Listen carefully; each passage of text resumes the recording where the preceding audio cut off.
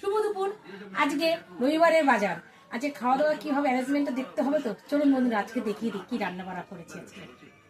বন্ধুরা গরম গরম ভাত, এখন আগুন আগুন ভাত, একদম দেখুন ধোয়া উঠছে, এখনো ধোয়া উঠছে, দেখতে পাচ্ছেন তো, একদম আগুন আগুন ভাত। টমেটোর ডাল পড়ে গেল, দেখো কাঁচা টমেটো ও পাকা টমেটো দিয়েই করেছি। বাহ। ডালের সাথে আলু আর মটরশুঁটি দিয়ে একটা তরকারি করেছিলাম, সেই তরকারিটা আছে ডালের সাথে। হ্যাঁ, ডাল দিয়ে খাবার মতো একটা তরকারি, ঠিক আছে। কপির ডাঁট, কুমড়ো, আলু, বেগুন দিয়ে একটা চচ্চড়ি করেছি।